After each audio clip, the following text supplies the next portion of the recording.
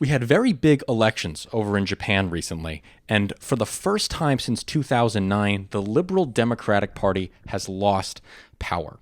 Now, since 1955, okay, the Liberal Democratic Party had had a majority in their House of Representatives for all of the years except for 2009 to 2012, and brief time from like 1993 to 1995. Other than that, the country has been ruled by the Liberal Democratic Party this entire time. Yeah. And the Liberal Democratic Party had been very popular in Japan. They oversaw the rise of Japan in the 1980s, right? Taking a huge place in the global GDP, rising standard of living for all of the Japanese people, and they earned a lot of good credit for that. But since they spent so much time in office, they got a little bit lazy. And because of that, they started having corruption scandals. Yes. And that ruined their national image, right? These corruption scandals of people sloshing money around, of being involved with like the Unitary Church, which is a whole big scandal in Japan, right?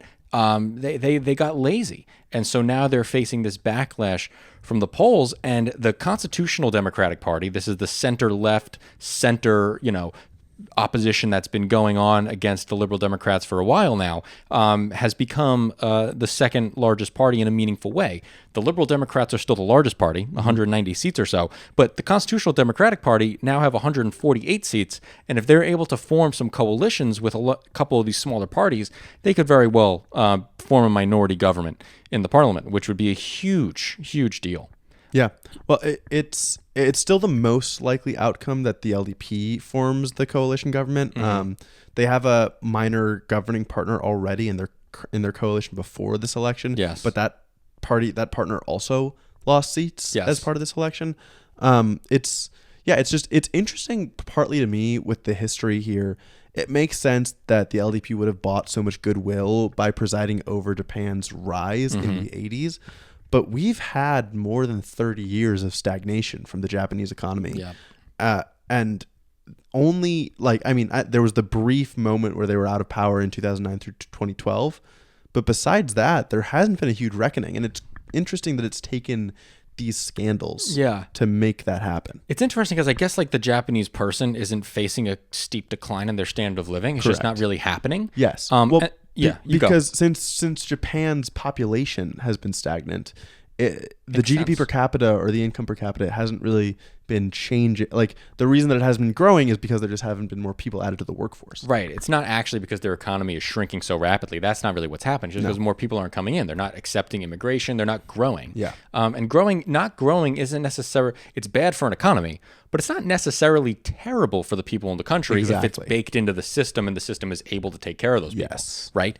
But the Constitutional Democratic Party, this center-left coalition, these guys actually used to work with the Communist Party of Japan. They used to like field candidates so that they wouldn't compete with each other, right?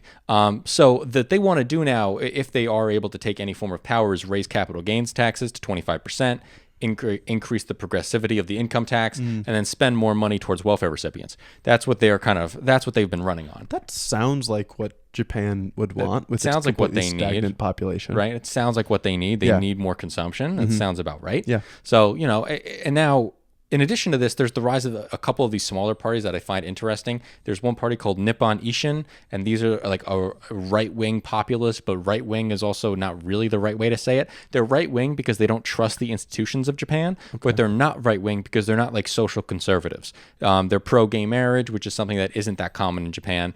So it's hard to say right. It's more accurate to just say populist. They do not trust the entrenched bureaucracy, and there is definitely an entrenched bureaucracy in the Japanese system after 50 years of one-party rule. Yeah. Right.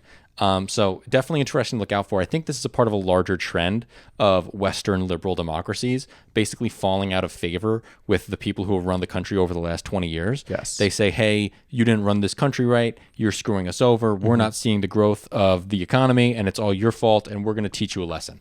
I think that's what we're seeing here. It's just easy to complain right now. Like it's easy. easy to vilify the people in power. It's much easier. We talked about this with the Republican Party in the U.S. all the time. It's much easier to be on the outside than the people actually holding power. Governing is hard. Running for office is very easy. Yes, exactly.